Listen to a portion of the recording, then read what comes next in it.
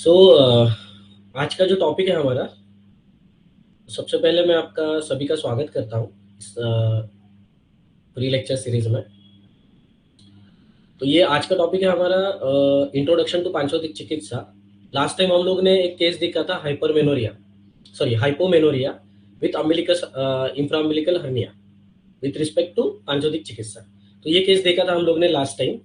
और आज हम लोग इंट्रोडक्शन टू पांचोतिक चिकित्सा मतलब उसका पांचोतिक चिकित्सा क्या है, क्यों करनी है, मतलब फायदे क्या हैं अगर करेंगे तो, ये पता होना चाहिए ना बिफोर लर्निंग और going deep into the topic और any therapy. You just have to know about each and everything about that concept. Okay, once you understand the concept, then everything is easy to understand. So myself Vaidya Sandesh Chavan from Mumbai. I've done my MD in Rasashastra and Bhaishya Kalpana from R.A. Pudar Medical College, and since 7 years I'm practicing Panchodik Chikitsa in Mumbai alone. Okay, and so we will go to next slide. So my inspirations. तो जो भी हम लोग चीज start करते हैं तो उसके पीछे कोई ना कोई वजह जरूर होती है। ओके, या हम लोग ऐसे ही स्टार्ट नहीं कर देते, वहां पे कुछ हमें लगेगा तो ही हम स्टार्ट करते हैं कोई भी चीज। तो फर्स्ट ऑफ ऑल गुरुत्रय रत्न वैद्यराज आत्माराम वामन दातार शास्त्री जी, जो पांचोतिक चिकित्सा के जनक है, फादर ऑफ पांचोतिक चिकित्सा। एंड सेकेंड, मैं गुरुस्थान मानता हूँ गुरुवर्य शैलेश माली जी सर को। हाँ, मैं ये भी मानता हूँ या हर बार मैं ये बताता हूँ कि मुझे उनके पास जाकर सीखने का मौका नहीं मिला है, but through his lectures, through his books, I could understand little things which I am going to represent you today. Okay, so both are my inspirations, and so we will start with the topic. So you must be thinking what is पांचोदिक चिकित्सा। या बहुत बार ऐसा लगता है हमें कि हाँ ये कुछ है पंच महाभूतों के बारे में। अगर जो कम्प्लीटली अनअवेयर है तो हम लोग को इतना ही रहता है कि जैसे LIC का ऐड आता था पहले, है ना, LIC का, life insurance of corporation of India, LIC, पृथ्वी जल वायु आकाश सबकी सुरक्षा हमारे पास। या बीइंग अ BMS स्टूडेंट हम लोग को सिर्फ इतना पता है या कभी कभी उनके नाम भी याद नहीं रहते। अगर बिल्कुल ही अनअवेयर है या GP प्रैक्टिस कर रहा है कोई, अगर जो ये लेक्चर सुन रहा है, तो हम लोग सिर्फ नाम सुना है बट चिकित्सा दृष्टिकोण से उसका उपयोग कैसे करना है ये कभी तक हम लोग ने सोचा नहीं था। ओके, या उस नजरिए से कभी देखा नहीं है कि पांचोदिक, हाँ, या महाराष्ट्र में कोई ऐसी पद्धति है जो एक रिस्ट्रिक्टेड ग्रुप ऑफ डिस्ट्रिक्ट्स में फैली हुई है और वहां पे सबसे ज्यादा पांचोतिक चिकित्सा मतलब वो परंपरा चलाने वाले वैद्य है। ऐसे कुछ जानकारी बहुत सारे लोगों को जो अभी लेक्चर सुन रहे होंगे उनको होगी। मतलब महाराष्ट्र की ओरिजिन है पांचोतिक चिकित्सा। No, it's not at all. Whatever you have heard about this, मतलब मुझे भी ऐसे लगता था, अरे ये कुछ रहेगा ऐसे ही। त्रिदोष, हम लोग त्रिदोष पद्धति से ही सीखते आए हैं तो त्रिदोष पद्धति के साथ ही आगे जाना है, यही हमारे दिमाग में रहता है और हम लोग को किसी ने बताया भी नहीं रहता है। Unless and until you come across to such lecture series or you meet someone who is doing the panchodik chikitsa. Okay, जैसे अभी गुरुवर्य चंद्र कुमार देशमुख सर बहुत अच्छा कार्य कर रहे हैं काफी सारे सालों से, कि विद्या कर्म और अग्निकर्म को देखो। हम लोग कैसे सोचते थे कि कहीं पे भी सुई लगाना मतलब विद्या कर्म है, बट जैसे अभी मैं भी उनके लेक्चर को गया था 3 और 4 तारीख को, then I come to know कि सिर्फ पेन मैनेजमेंट नहीं है, डिसीज मैनेजमेंट भी। ओके, जब तक आपको कोई एक एनलाइट नहीं करता वो टॉपिक विद द एविडेंस, तब तक आपको विश्वास नहीं आता कि ये चीज एक्चुअल में है, इट डज एग्जिस्ट और ये चीज वर्क करती है। ये तब तक हम लोग को भरोसा नहीं होता है जब तक कोई वैद्य आकर स्टेज पर आकर या वेबिनार थ्रू या जब आप पर्सनली उनको मिलते हैं तब तक आपको विश्वास नहीं होता है। That's why we have conducted this lecture series. So again, I am thankful to Dr. Lalit Heda sir and Dr. Manjusha Chitta ma'am to arrange such nice concept. Last time भी हम लोग को काफी अच्छा रिस्पॉन्स मिला था for this lecture series. Okay, so what is पांचोतिक चिकित्सा? तो आपको, आप सभी को पता है कि पृथ्वी, जल, वायु, आकाश और अग्नि, ये जो है तैत्तिरीय उपनिषद में भी बताया है कि पंचमहाभूत का उत्पत्ति सिद्धांत है कि आकाशात वायु, वायुवात तेजा, तेजात आपः, आपात पृथिवी, पृथिवी अन्नात, सॉरी अन्नात, अन्नात औषधया। ओके, तो ये उत्पत्ति क्रम बताया है उसका। ओके, और आकाश की उत्पत्ति किससे पता है? आत्मनो संभूता आकाशा। फिर आगे श्लोक आता है, आकाश से वायु, वायु से तेज, तेज से आप महाभूत, आप महाभूत से पृथ्वी महाभूत, पृथ्वी से अन्न, अन्न से औषध। ऐसे उसकी तैत्तिरीय उपनिषद अनुसार ये बताए। तो ये जो उत्पत्ति सिद्धांत है ना, यही तो चिकित्सा क्रम है। अब हम लोग क्या बोलते हैं, आप अगर कोई शोक सभा में जाते हैं या शोक सभा का संदेश, मतलब कोई मृत्यु के उपरांत वहां पे एक नोटिस बोर्ड के ऊपर लिखते देखो कि इनका शरीर स्थूल देह का या पार्थिव देह का अंतिम संस्कार होने वाला है। पार्थिव मीन्स व्हाट?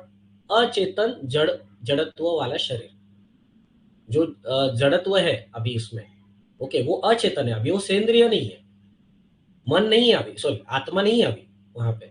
अब सिर्फ पृथ्वी बाकी है, पृथ्वी शेष है उस देह में, उसका अंतिम संस्कार करने वाले हैं। या आप उस शोक सभा में देखिए कि वहां पे लिखा हुआ रहता है कि पंच तत्वों में विलीन हो गया। पंच तत्व मीन्स व्हाट? निसर्ग से आए थे, निसर्ग में चले गए। कोई भी परंपरा हो, क्रिश्चियनिटी हो, इस्लामिक हो, हिंदूज हो, कोई भी हो, यही रूल फॉलो होते हैं। आने का भी है पंचमहाभूतों से ही, और जाना भी पंचमहाभूतों से है। आचार्य ने और एक चीज कही है, जैसे मैंने अभी बताता हूँ, अभी हिंदू रिचुअल्स के बारे में मैं बताता हूँ। अब क्या होता है, हम लोग क्या बोलते हैं, लकड़ी पे आए थे लकड़ी पे जाएंगे। मतलब क्या है, जब हम लोग का जन्म होता है तो पृथ्वी के ऊपर, मतलब लकड़ी ये पृथ्वी है, तो झूला जो रहता है वो लकड़ी का होना चाहिए आइडियली। अभी तो प्लास्टिक के होते हैं या मेटल के होते हैं, वो बात अलग है। मेटल का भी ठीक है, बट प्लास्टिक का नहीं होना चाहिए। तो लकड़ी का पहला झूला आता था जिसमें बच्चों को रखते थे, और जब हम लोग का अंतिम संस्कार की ये आती है, तब भी हम लोग लकड़ी के ऊपर हम लोग को जलाते हैं। तो क्रम तो वही है ना, आने का, सूक्ष्म से स्थूल, ये ये रहता है, अभिव्यक्ति रहती है पंचमहाभूतों की या हम लोग की। मतलब हम लोग जब फर्टिलाइजेशन होता है तब वो फर्टिलाइज्ड एक कितना रहता है, इतना सा रहता है।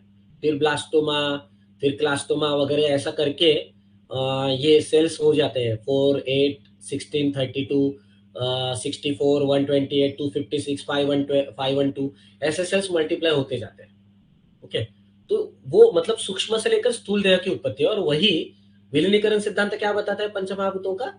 वही है कि क्या, कि स्थूल से लेकर सूक्ष्म तक जाना है। जैसे हम लोग जलाते हैं हिंदू रिचुअल्स में अंतिम संस्कार के टाइम, तब क्या होता है, तब हम लोग, पृथ्वी हम लोग की चली जाती है, फिर अंदर का आप महाभूत भी उड़ जाएगा, ठीक है, फिर धुआं उठेगा जलने के बाद, फिर वो आकाश में विलीन हो जाएगा।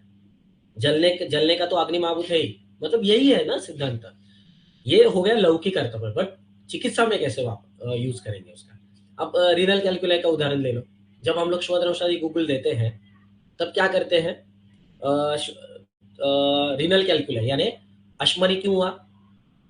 क्योंकि आप तत्व कम हो गया, इसके लिए वहां की जो पृथ्वी है वो जम गई और उसके पत्थर बन गए, अश्मरी बन गए। ठीक है, अब अश्मवत होने के पश्चात अब हम लोग क्या करेंगे, आप महाभूत को इंक्रीज करेंगे और वो विलीन हो जाएगा। ओके, मतलब वो मट्टी के ढेले के ऊपर जैसे हम लोग पानी डालते हैं, तब वो मट्टी का ढेला कुछ हद तक, या गमले में अगर हम लोग पानी डालते हैं, ओके, कुंडीमध्ये आपण जेव्हा पानी टाकतो या गमले में हम लोग जब पानी डालते हैं, तो पहले वो सोख लेता है, तब पानी बाहर नहीं निकलता गमले के बाहर। बट जैसे जैसे हम लोग डालते जाते हैं, तो वैसे वैसे संपृक्त अवस्था, मतलब एक सैचुरेशन लिमिट आता है, उसके बाद गमले के ऊपर पानी दिखने लगता है और नीचे से पानी निकलने लगता है। तो व्हाट इज दिस? अब वो आप महाभूत के अतिरिक्त द्रवता के कारण परमाणुओं का वियोजन हुआ। Same thing happening in the अश्मरी। सो दिस इज द पांचोतिक चिकित्सा, very easy to diagnose and very fruitful. Okay, कम डोसेज में कम समय में आपको रिजल्ट देगी, क्योंकि डायग्नोसिस ही इजी है। अगर पृथ्वी प्लस आप महाभूत बड़ा है तो हम लोग उसको संतर्पण कहेंगे। वायु और आकाश बड़ा है और तेज तत्व अगर बड़ा है तो उसको ये करेंगे, अपतर्पणजन्य व्याधि कहेंगे। जैसे संतर्पण अपतर्पणीय अध्याय भी आया है, बट कई बार हम लोग को समझता नहीं है वो अध्याय, मतलब चिकित्सा कैसे करनी है, कौन से द्रव्य के गुण क्या है। इसीलिए एक बार आपको गुण समझ गए तो पांचोतिक चिकित्सा सीखना या देना पेशेंट को ये बहुत इजी हो जाएगा। वही मकसद है ललित हेडा सर जी का, मंजूषा मैडम का और हमारा रसा शिवम पांचोतिक चिकित्सा आयुर्वेद क्लिनिक का, कि जल्द से जल्द इसका प्रचार और प्रसार हो और आप सभी तक ये वैद्यों तक ये पहुंचाना है, क्योंकि इससे सुलभ और लाभदायी ट्रीटमेंट और कॉस्ट इफेक्टिव, वो मैं आगे बताने वाला हूँ कॉस्ट इफेक्टिव कैसे। मतलब आप ढेर सारे बिल इतना रहता है आपका ओपीडी का, 1 लाख 2 लाख 50,000 70,000 सब फार्मेसी से आप मंगवाते हो और फिर वो टैबलेट देते हो, फिर आपका एक्सपेंस भी नहीं निकलता, फिर पछतावा आता है कि मैं क्या कर रहा हूँ क्या कर रही हूँ। तो इसलिए ये सब चीजों को टालने के लिए पांचोतिक चिकित्सा करनी है। मन को भी प्रसन्न होती है क्योंकि हम लोग समझ के कुछ संप्राप्तियां समझ के हम लोग दे रहे हैं मेडिसिन। सो विज्ञान पूर्वक जब हम लोग मेडिसिन देते हैं, जैसे पांचोतिक चिकित्सा के बारे में कुछ कुछ जो हार्ड कंसेप्ट थे तो वो भी मैंने डाले हैं इस प्रेजेंटेशन में। तो फिर से आते कि अपतर्पण अगर तेज महाभूत पृथ्वी प्लस आप महाभूत के साथ गया तो कंस्ट्रक्टिव वर्क करेगा, और अगर वही तेज महाभूत वायु और आकाश महाभूत के साथ गया तो डिस्ट्रक्टिव वर्क करेगा, मतलब अपदर्पण करेगा शरीर का। ओके, तो ये है पांचोतिक चिकित्सा।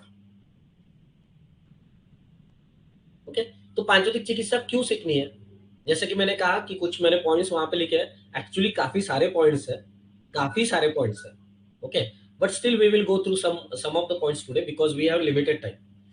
तो क्यों सीखना है, most economical, I can bet at any platform, this is the most economical practice in the world, in the world I am saying.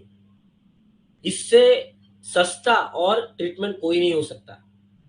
Being a वैद्य, if you are running your own OPD, और अगर आप खुद के medicine अगर खुद बनाते हैं ना, तो आप समझ लो आप फ्री में ही दे रहे हो मेडिसिन पेशेंट को, अगर खुद के मेडिसिन खुद बना रहे हो। मतलब अभी सपोज मैं पांचोतिक चिकित्सक हूँ बट मैं मुंबई में हूँ, तो 3 या 4 फीट के नीचे मुझे तुरंत ही पानी लग जाता है। मतलब मुंबई में हूँ तो समंदर का पानी है, हम लोग समंदर के ऊपर है। ओके, तो हम लोग ये रिस्क नहीं ले सकते कूपी यहाँ पे लगाने का। तो बट तो हम लोग बाहर से परचेस करते हैं, जो पांचोतिक चिकित्सा ऑलरेडी काफी सारे सालों से कर रहे हैं गुरुवर्य जी, तो हम लोग वहां से परचेस करते हैं। बट अगर मैं वो मेडिसिन भी खुद ही बना लूँ ना, तो मुझे तो मैं फ्री में ही दे रहा हूँ ऐसे समझ लो। वो आगे आपको पता चलेगा जब मैं ये पॉइंट इलेबरेट करूंगा। इजी डायग्नोसिस, जैसे मैंने अश्मरी का एक उदाहरण दिया, वैसे ही बहुत सारे उदाहरण है कि हम लोग कंफ्यूज होते हैं कि कामदूदा कब देना है, सूचेकर कब देना है। But obviously we are not using this medicine, but बहुत सारे वैद्य अभी जो अभी सुन रहे हैं वो यूज करते होंगे, इसके लिए मैं बता रहा हूँ कि अम्ल पित्त के 2 टाइप्स बताए गए हैं, ऊर्ध्वक अम्ल पित्त और अधोग अम्ल पित्त। ओके, संहिता में अप्पा जी ने उनके तीक्ष्ण बुद्धि से क्या किया, उसके 2 भेद बताए अलग, एक अम्लधर्मी अम्ल पित्त और एक क्षारधर्मी अम्ल पित्त। अब ये थोड़ा सा नया रहेगा शायद आपके लिए, बट इट्स वेरी इजी। जिस भी पेशेंट में आपको जलन, ऐसा बोलता है पेशेंट की जलन ज्यादा होती है, खट्टी डकार नहीं आती डॉक्टर, वहां पे आपको सिर्फ शुद्ध सुवर्ण गैरिक देना है। और जिस भी पेशेंट में आपको लगेगा, जो पेशेंट बोलता है कि खट्टी डकार बहुत आती है डॉक्टर, उस पेशेंट में आपको गैरिक देना है। अगर कोई पेशेंट बोलता है कि मुझे कड़वी डकार आती है डॉक्टर, तीखी और कड़वी, तो उसमें गैरिक के साथ शंख भस्म डाल दे या शुद्ध स्वर्ण माक्षिक डाल दे, वो उससे भी आपकी डकार तुरंत कम होती है विद इन 1 डे और 2 डोसेज। ये भी आपको उदान काल में देना है, क्योंकि अम्ल पित्त का जो प्रभाव क्षेत्र है, व्याधि की जो व्याधि क्षेत्र है, वो कंठ के यहाँ पे व्यक्त होता है, कंठ और जीवा और मुख प्रदेश। तो वहां पे ही आपको अगर करना है तो ये उदान का एरिया, उरा नाभि नासा कंठश्चरा, ओके कलशचरा, तो इस वही व्यक्ति स्थान है या संचार क्षेत्र है उदान का, तो वही उस काल में देंगे तो फटाफट हो जाता है ना काम। तो इसीलिए it's very easy to diagnose through पंचमहाभूत।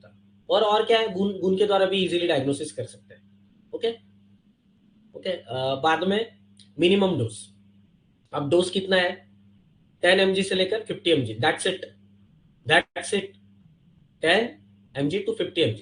आगे मैं बताऊंगा और क्या है। 12 to maximum 20 medicine for all diseases.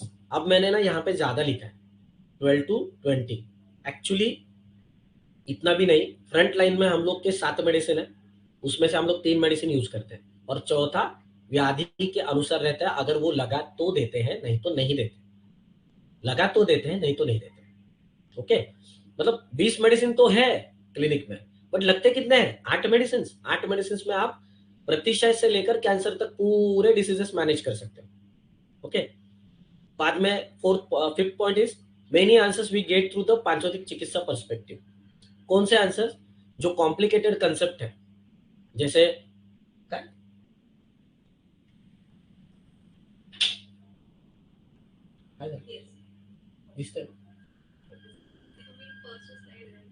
हाँ हाँ,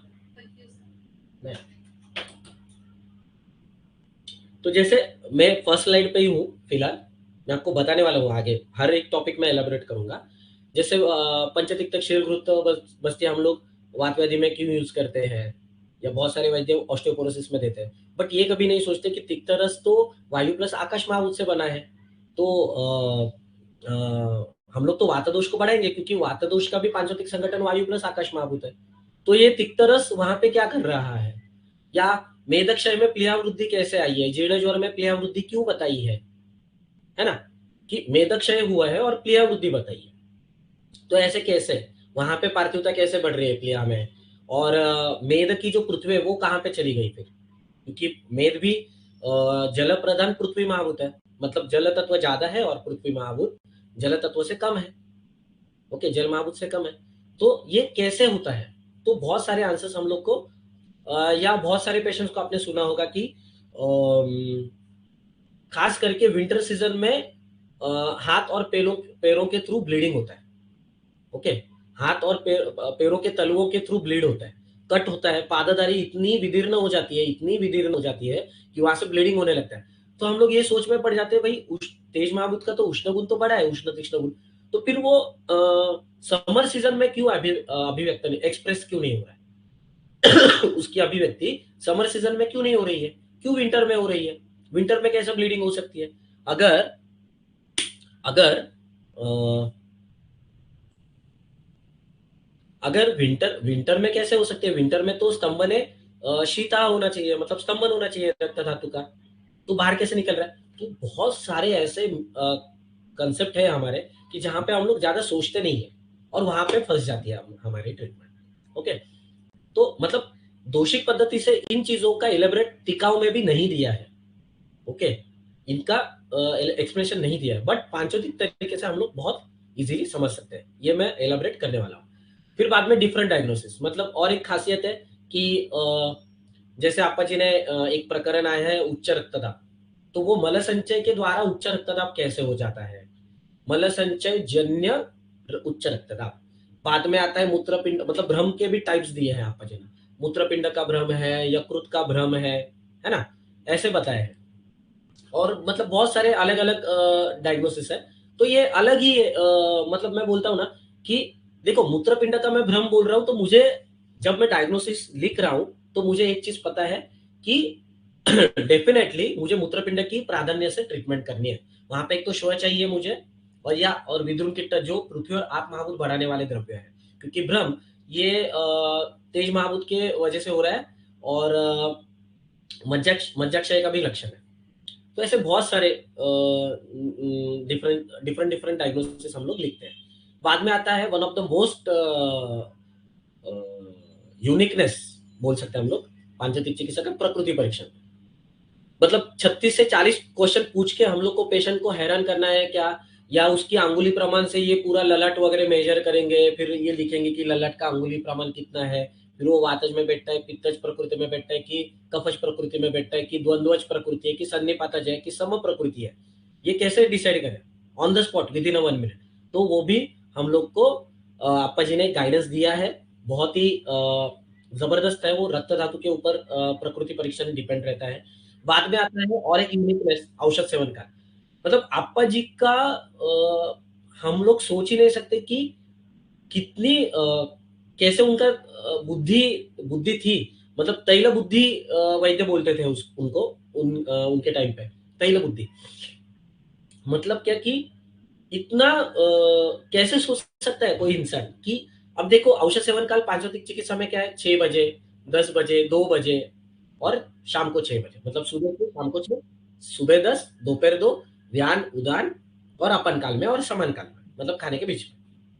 तो ये ऐसे भी बताया है और उसका यूज कैसे करना है ये एक या दो एग्जांपल मैं बताऊंगा। थोड़ी देर पहले मैंने आपको बताया था कि शुद्ध सुवर्णगैरिक अगर जलन होता है तो आप उदान काल में देख के देखो, तुरंत रिजल्ट आएगा, तुरंत पहले डोज में ही रिजल्ट आता है पेशेंट को। Okay, because this is as a pin point diagnosis and pin point औषध सेवन काल। एंड अगर वो आपने गाढ़े घी के साथ दिया, मतलब घी भी आपको, घी का डब्बा अगर लेंगे आप घृत का, तो जो नॉर्मल घी आता है, जैसे हम लोग अभी कंट्री डिलाइट का यूज कर रहे हैं, तो उसमें क्या रहता है, ऊपर पतला एक लेयर रहता है और नीचे गाढ़ा घी रहता है। तो गाढ़े घी के साथ, मतलब क्योंकि उसमें पार्थिवत्व ज्यादा है, तो गाढ़े घी के साथ अगर शुद्ध सुवर्ण गैरिक हार्डली 30 to 50 मिलीग्राम्स में अगर देंगे तो पहले दिन रिजल्ट आता है, गारंटीड, इट्स प्रूवन। नहीं तो मैं भी 7 साल से प्रैक्टिस नहीं करता था ना, या आपके सामने नहीं होता, या आप मुझे सुन नहीं रहे होंगे था। तो ये चीज है।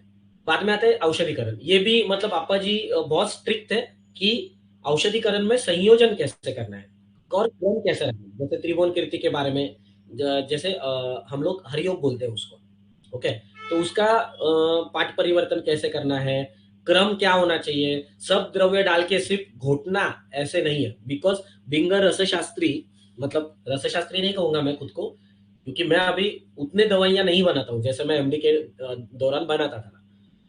बट उसका हम लोग को क्या लगता था कि पारद गंध की कजरी एक बार हो गई तो सब मेडिसिन डालना है जितने पता है और सिर्फ घोटना है और बाद में गुलिका बनाकर सुखाना है और तुरंत यूज करना है। नहीं, ऐसा नहीं है यहाँ पे, उसके बारे में भी मैं और ज्यादा बताऊंगा। एंड इफ टाइम परमिट्स हम लोग उदर परीक्षण के बारे में थोड़ा सा जानेंगे, पंचमहाभूत उत्पत्ति सिद्धांत, बुद्धिंद्रिय विचार, which is never told in the Samhita और नेवर टोल्ड बाय एनी परंपरा, वो सिर्फ पापा जी ने बताया है। और आप मुझे ये मत समझिए कि मुझे घमंड है इस बात का, बट मुझे अभिमान 101% है इस चीज का कि मैं उस परंपरा से बिलोंग करता हूं कि जहां पे ये अलग तरीके की सोच रखकर, अलग तरीके की नहीं, मतलब ये इसका विचार नहीं किया गया था इसके पहले इतना। जैसे बुद्धिंद्रिय का विचार है, स्थान के अनुसार चिकित्सा है, मतलब पृथ्वी महाभूत का क्षेत्र कौन सा है, वायु महाभूत का क्षेत्र कौन सा है, आप महाभूत का क्षेत्र कौन सा है, तो प्रोग्नोसिस कितने टाइम रहेगा, क्योंकि पेशेंट पहले दफा यही पूछता है कि डॉक्टर विचर्चिका का पेशेंट आया तो मैं रुकने के लिए तैयार हूं डॉक्टर, बट मुझे कितना समय लगेगा। इनफर्टिलिटी का पेशेंट आपको पूछता है कितना समय लगेगा, आपको बाल्डनेस वाला पेशेंट पूछता है कितना समय लगेगा। तो आप कैसे बता पाएंगे उसको कि कितना समय लगेगा, या आप ये बोलेंगे हम लोग महीना भर मेडिसिन देते हैं तो पेशेंट नहीं आते वापस, कोई किसी के पास टाइम नहीं है, एटलीस्ट मुंबई में तो उनको रिजल्ट एश्योर्ड चाहिए और वो भी विद इन टाइम लिमिट। किसी की शादी बाकी रहती है, किसी को कोई फंक्शन में जाना रहता है, फंक्शन पोस्टपोन किया हुआ रहता है कोई प्रॉब्लम की वजह से। तो ये सब चीजें कंसिडर करके अगर आपको स्थान के अनुसार चिकित्सा कर सकते हैं और प्रोग्नोसिस अगर बता सकते हैं तो पेशेंट को भी खुशी होती है, पेशेंट उतने टाइम वेट करता है, पेशेंट को समझता है इस डॉक्टर को उसका नॉलेज है। तो वो भी देखेंगे अगर टाइम परमिट किया तो। यहां तक समझाए सभी को? यस और नो? कि बहुत फास्ट हो रहा है? नहीं, अभी मैंने स्लाइड स्लाइड जस्ट बंद किया है। नहीं, slides were not changing, I have not changed, मैं अभी चेंज करूंगा। यहां तक सभी को समझाया आपको? जस्ट से मी यस और नो।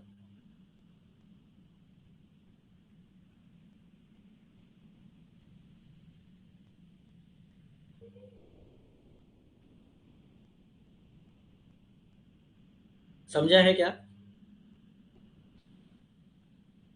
Yes sir.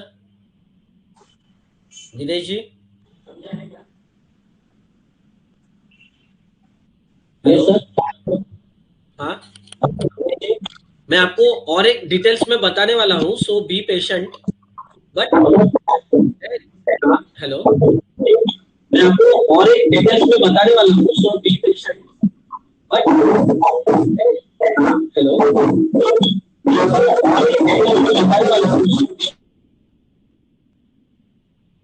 तो अभी आगे देखते हैं मोस्ट इकोनॉमिकल कैसे है। जस्ट अ मोमेंट, एक मिनट सर।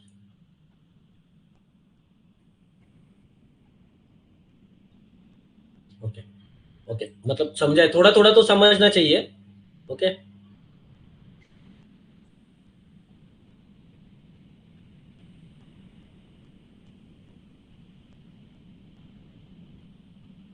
एक मिनट, हाँ सिर्फ एक सेकंड मुझे दीजिए।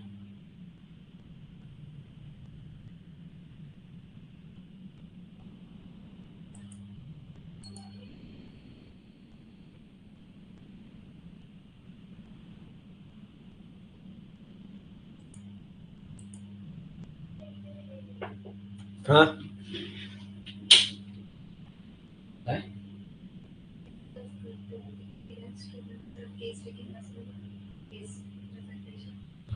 mental health।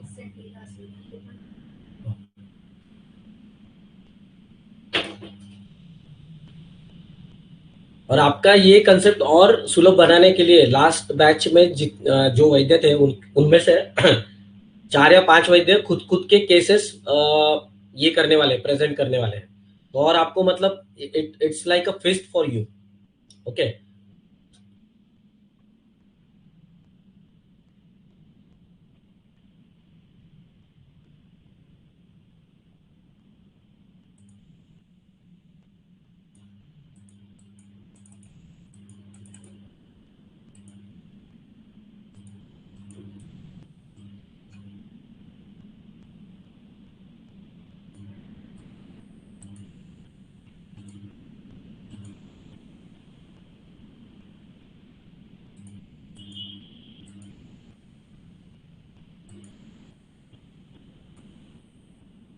तो मोस्ट इकोनॉमिकल कैसे है? ओके। अब मैं एक एग्जांपल देता हूँ आपको। मतलब 2016 में मतलब एक दुर्घटना हुई थी कि मतलब मेरी माता जी गई, मतलब उनका देहांत हो गया। और उसके बाद पापा बीमार पड़े। तो मेरा एमडी फाइनल ईयर था, 2017 की बात कर रहा हूँ मैं। तो पापा बीमार थे तो मेरा पूरा पढ़ाई पे ध्यान था। और अक्टूबर में हम लोग का कुछ रिजल्ट लगा था। और 2016, सॉरी 2016 अक्टूबर। तब पापा जब बीमार थे, तब अब पापा तो नीचे रहेंगे तो ब्लड ट्रांसफ्यूजन वगैरह हुआ, लैक ऑफ न्यूट्रिशनल एनीमिया था उनको, ये डायग्नोसिस किया था। और फिर दोस्तों ने मेरी काफ़ी सारी मदद की। तब मैं सांगली में शैलेश माली जी सर के पास था, और वो तीसरा ही दिन था और डिमोनिटाइजेशन भी उसी वक्त हुआ था। तो मैं वहाँ पे मतलब जब आया, तब अभी पापा तो बीमार थे, तो पापा से कुछ बातें करने के बाद मुझे समझा कि मैं जितना बात करूंगा उनको उतना ये तकलीफ होगा। तब मेरे पास मतलब गैरिक पड़ा था 1 किलो। ओके। तो ये मैंने पार्श्वभूमि इसके लिए बताई क्योंकि टाइम पास नहीं करना था मुझे उस वक्त पे। पापा जब बीमार थे तो क्योंकि मेरे बाकी जूनियर्स डॉक्टर्स तो लेने ही वाले थे उनका केयर। तो मुझे सिर्फ, मैं हॉस्टल पे ही रुका फिर से एक 15-20 दिन तक। तब क्या करना है क्या करना है, इसीलिए च्यवनप्राश बना दिया और एक गैरिक का शोधन किया। ओके। 1 किलो गैरिक था मेरे पास। तो लगभग 4 घंटे में वो 1 किलो हो गया मेरा गैरिक शोधन। तो ये मैंने अब 2016 में मैंने बनाया था, करेक्ट। अभी मुझे रिसेप्शनिस्ट में लास्ट लास्ट मंथ में कुछ 10 तारीख को, मतलब जनवरी में कुछ बताया था कि सर हमारा गैरिक खत्म हो गया है। तो आप सोच सकते हैं, उसमें से भी मैंने मोर देन 400 ग्राम्स, 400 ग्राम मैंने वैद्यों को फ्री में दिया था। ओके, फ्री में दिया था शुद्ध सुवर्ण गैरिक। तो आप सोचो 600 ग्राम और भौतिक अशुद्धियां पकड़ के एक लगभग मेरे पास 490 ग्राम वगैरह रहा होगा। 110 ग्राम अशुद्धि थी। अशुद्धि मतलब वो ओरिजिनल ओरिजिनल सुवर्ण के रिक्त नहीं था। ये वजन बढ़ाने के लिए लाल कलर देते हैं उसको, और उसमें पत्थर डालते हैं लाल कलर के, लाल कलर देके। तो मैंने फिर 490 ग्राम शुद्ध सुवर्ण गैरिक मुझे 7 साल तक आराम से ये हुआ, मतलब आराम से गया 7 साल। आप सोचो। अभी आप शायद अचंभित हुए होंगे कि 7 साल तक मेडिसिन कैसे जाता है। अगर 30 या 50 mg, मैं तो कहूंगा 30 mg, to be very honest, 30 mg अगर आपका डोज रहेगा तो आप कितना पेशेंट निकालेंगे, बताओ मुझे। तब आपका वो 490 gram, 1 gram is equal to 1000 mg, 1 gram is equal to 1000 milligrams. तो 30 मिलीग्राम मैं मेडिसिन दे रहा हूं और हर पेशेंट को मुझे गैरिक लगता है क्या? नहीं। तो मेरा 7 साल तक गया है। एंड गैरिक एंड लघु सूचेकर is one of the most favourite medicine of mine, one of the most favourite. Okay, जैसा चाहिए मैं वैसे घुमाता हूँ। गैरिक और लघु सूचेकर बहुत बेस्ट मेडिसिन है, दुनिया के बेहतरीन मेडिसिन है वो। तो अभी देखेंगे आप, तब मेरे टाइम 2016 की अगर मैं बात करूं तो 140 रुपए या 160 रुपए किलो था। और उनको बोलते हो ऊंचा गैरिक ऐसा बोलना पड़ता है, नहीं तो वो आपको पाषाण गैरिक देते हैं हाथ में थमा के। तो ऊंचा गैरिक अगर बोलेंगे तो वो आपको देंगे, और वो उसकी परीक्षा रहती है कि वो सभी बाजू से सेम कलर का होने चाहिए, फूटने के बाद भी अंदर भी सेम कलर का होना चाहिए, ब्लैकिश ग्रेइश कलर का नहीं होना चाहिए। आप जब उसको घिसते हैं तब ये उसकी लाल कलर की रेखा, मरून कलर की रेखा उठनी चाहिए, और आप हल्का सा दबाने पर भी फूटना चाहिए। मंडूर के इतना घना या कठिन नहीं होता है वो। तो ऐसे उसकी परीक्षा बताई है, तो वो लिया मैंने, और वो अभी तक गया। अब मैंने आपके लिए लिखा है कि 100 grams of medicine is sufficient for 5 to 6 months, but मुझे 7 साल गया है 490 ग्राम लगभग। ओके, तो आप सोच सकते हैं कि अभी लघु सूचेकर का आपको क्या लगता है कि क्या डोज रहेगा? 10 mg डोज है उसका। जब हम लोग एक्चुअल में दे तो 10 mg का रहता है, 125 mg नहीं देते हम लोग।